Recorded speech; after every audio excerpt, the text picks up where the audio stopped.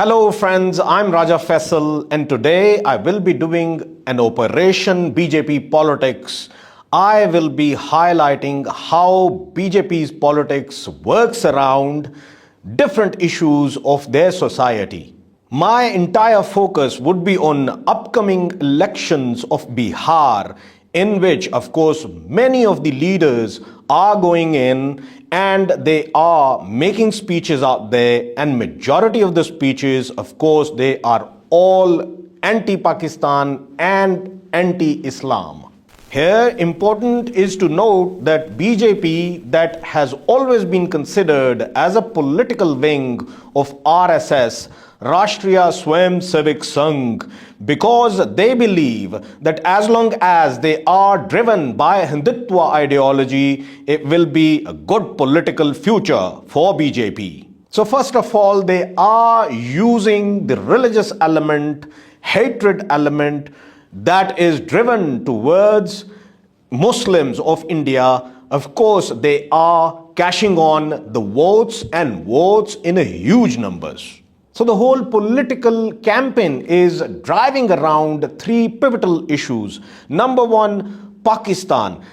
We all know that anti-Pakistan vote within India is at a huge number, and BJP is known for making speeches against Pakistan that actually garners them the votes. And many analysts believe that the recent Operation Sindoor that was conducted against Pakistan, and both of the nuclear states were at a verge of war, that was entirely related to the upcoming election of Bihar. The second most important issue is Islam. And today's India, as we know, that there is a hatred against Islam, so they do not believe in garnering the Muslim votes. As long as hate is being spewed against the Muslims, it garners them the votes. And who would do it better than BJP itself? And the third one is a very unique one, and that is the women vote. How they are trying to garner that vote? Well, first of all, Operation Sindoor, it carries the whole weight for the women votes. Reason being, in recent elections, surveys have been conducted that in almost all of the constituencies, the women voters turned up more than the men. In few constituencies, it ranges from 7 to 10% of the women vote was more than the male votes.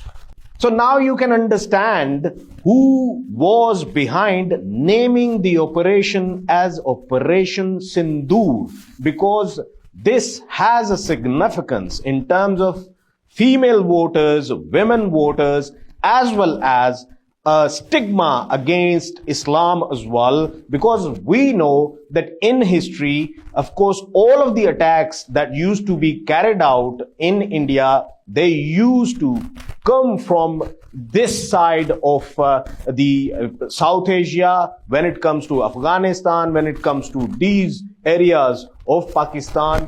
At that time, I'm talking about 5 to 6 centuries ago, or even more than that, because Turks used to be, of course, a rule in India as well in past. And all of the Mughals, whoever used to get into India, they used to go from this side. So Operation Sindoor, number one, women voter, then anti-Pakistan voter, and this very important one is anti-Islam, because all of them warriors who used to conquer India in past, they were Muslims.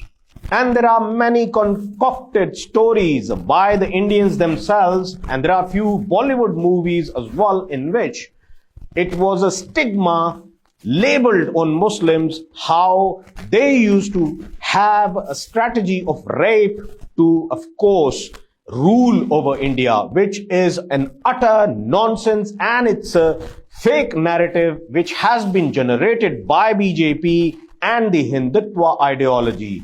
That's how they garner the votes. Friends, now one by one, I'll take you towards the speeches made by many of the leaders of BJP, and I'll show you how they are having all of these narratives going on within their speeches, and of course they are trying to garner more votes. Let's watch what Amit Shah, who happens to be the Home Minister of India, has to say in his speech. Narendra Modi ji ने जब से शपथ ली तब से 3 बड़े हमले हुए। पहला हमला उरी में हुआ, दूसरा हमला पुलवामा में हुआ और तीसरा हमला अभी अभी पहलगांव में करने का दुस्साहस पाकिस्तान प्रेरित आतंकवादियों ने किया।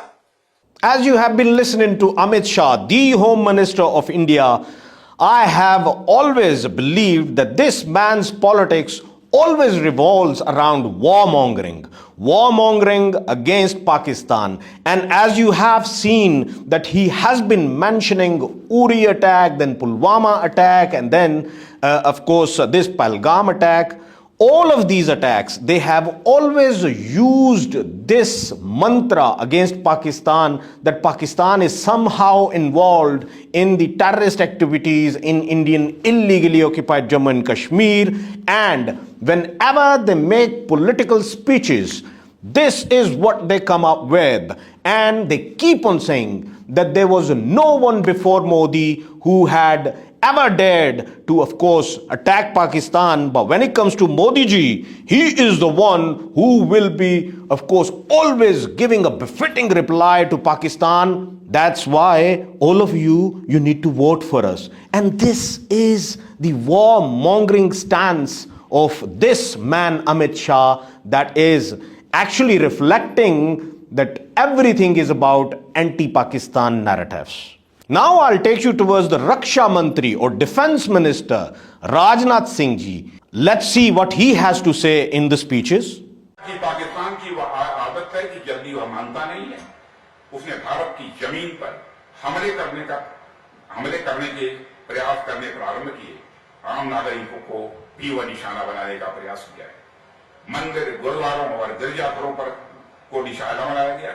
उसके जवाब में भारतीय सेनाओं ने जो कार्रवाई की है, उसने पाकिस्तान की फौज को घुटनों पर लाकर खड़ा कर दिया। There you go. Rajnath Singh is highlighting another aspect about Pakistan, that Pakistan has been of course attacking all of these temples or gurdwaras of the Sikhs and mandirs of the Hindus.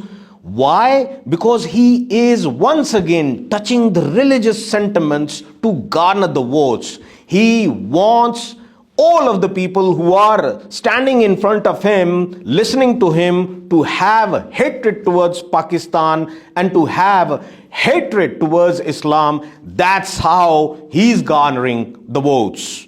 In a way, he was trying to mention Pakistan here, that while Pakistan was retaliating against the Indian aggression, and we all know that India challenged Pakistan's territorial integrity, and Pakistan gave a befitting reply by bombing all of the military installments of India. But Indian Defense Minister maintains that it wasn't the military installments, rather they were bombing the temples, mandirs and gurdwaras. So they are trying to ignite a religious sentiment against Pakistan. Now there is another very known actor, political actor of India, especially BJP, Yogi Adityanath, who happens to be Chief Minister of UP, Uttar Pradesh. What he has to say, go and check. जिन लोगों ने भारत की बहन और बेटियों के सिंदूर को छीनने का दुस्साहस किया था, कल की स्ट्राइक में उन्हें अपना खानदान खोना पड़ा है और दुश्मन के कारणा हरकतों का जवाब ये नया भारत इसी मजबूती के साथ देगा. Well, there you go. He is highlighting the sindoor of Behan Beti, sisters and daughters. He is trying to garner the female votes, the women votes. He is garnering the women votes for BJP. I mean, a person like Yogi, he's touching the sentiments of the female voters because he knows that in all of the constituencies, female voters, they were turning up more than the male voters in India. And this survey is of course being handed over to BJP, and BJP is planning their political strategy and their election strategy all around this Sindoor and all around this women voter. Now, after the tier 2 leadership of BJP, I would want you to listen to Modi himself, who happens to be Prime Minister of India, what he has to say. साथियों, पाकिस्तान के साथ न trade होगा न talk. अगर बात होगी तो सिर्फ पाकिस्तान के कब्जे वाले कश्मीर की, पीओके की। और अगर पाकिस्तान ने आतंकियों को एक्सपोर्ट करना जारी रखा तो उसको पाई पाई के लिए मोहताज होना होगा। There you go. Here's Modi for you, playing on the lines of anti-Pakistan narratives once more. No trade, no talks with Pakistan. This is what he's telling his people, that I'm not going to have any talks with Pakistan. I'm not going to have any trade with Pakistan. He is ensuring them that I'm the man you should be voting for, because he has been ruling over India since more than 10 years, and in them last 10 years, day by day, the hatred against Pakistan has increased in today's India, and he is playing on the same lines once more, and he says that there will be no talks on Indian illegally occupied Jammu and Kashmir.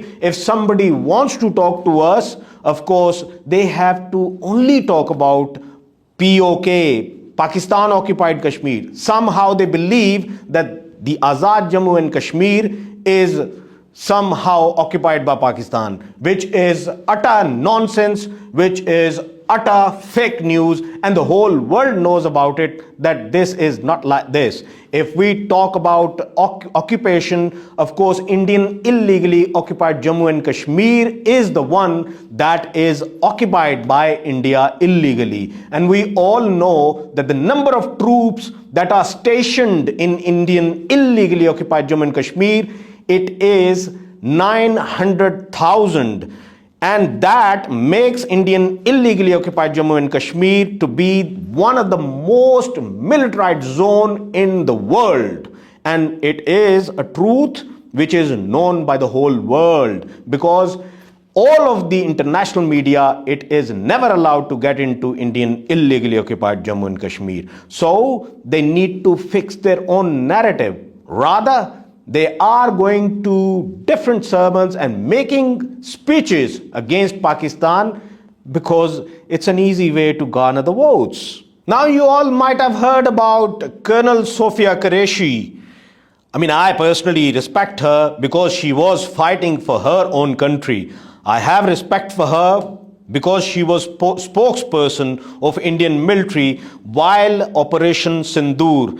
But one wonders, why Sofia Qureshi? Why not somebody else? Because they were playing on every front. Number one, she happens to be a Muslim, and they wanted to show it to the world that we are giving the center stage to a Muslim female officer, playing on women card, playing on minority card, and at the same time, of course, using her against Pakistan to maintain that we are not anti-Muslim, we are not anti-Islamic country. If this was the case, then a Muslim officer wouldn't have been doing this. They just wanted to show a diplomatic face of Indian military, which is utter nonsense. Why I say this? Because the next video which I am going to show you will be pivotal to, of course, think about how BJP thinks about the Muslims within India today. और जिन्होंने हमारी बेटियों के सिंदूर उजाड़े थे वही कटे पिटे लोगों को हमने उन्हीं की बहन बेच करके उनकी ऐसी थीसी करवाई। बस मोदी जी की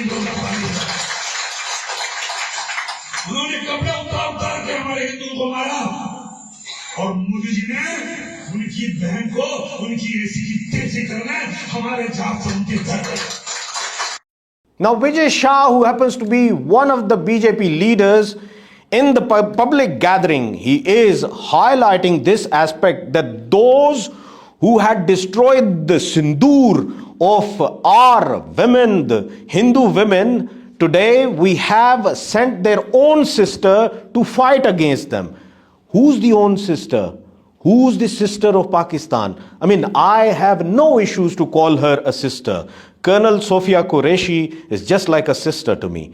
And why he's mentioning it? Because she's a Muslim. And in the public gatherings, he is utilizing this sentiment against Pakistan once more and against Islam once more. That those who used to, as I told you earlier, that there are fake narratives which are persisting in today's Hindutva ideology, that somehow Muslims, they had rape as a weapon. They have been using rape as a weapon against the Hindus. This is utter nonsense. And today they are using this mantra for that sentiment to ignite within the society of today's India to garner more votes.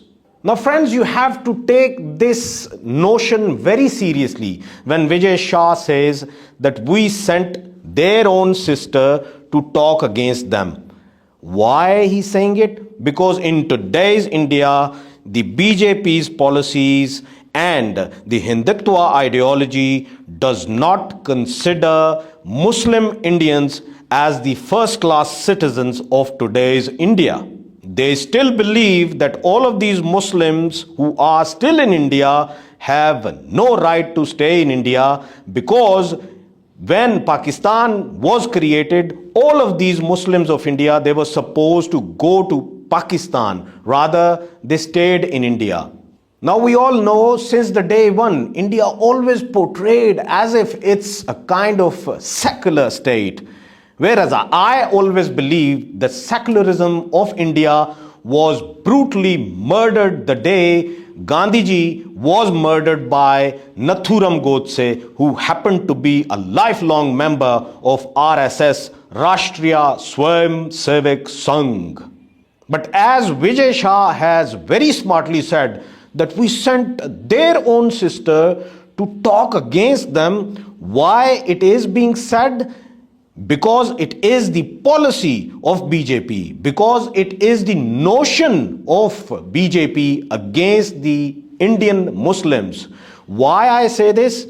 Because if you go and listen to this interview, which was conducted by a foreign news channel, and in which one of the ministers, the former ministers of BJP, he was speaking against Muslims. Whatever he said, I want you to listen to this. I mean, there's 200 million Muslims living in India. That's the second largest Muslim population in the world. And you're saying that wherever Muslims live, if Muslims become more than 30%, that country is in danger.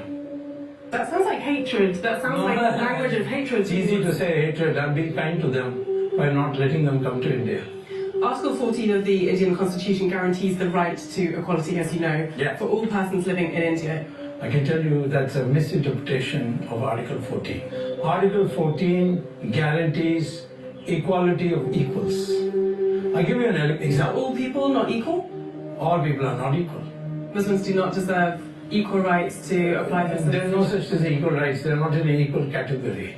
Well, there you go. Swami Subramaniam, he clearly points out that there is no space for Muslims in today's India.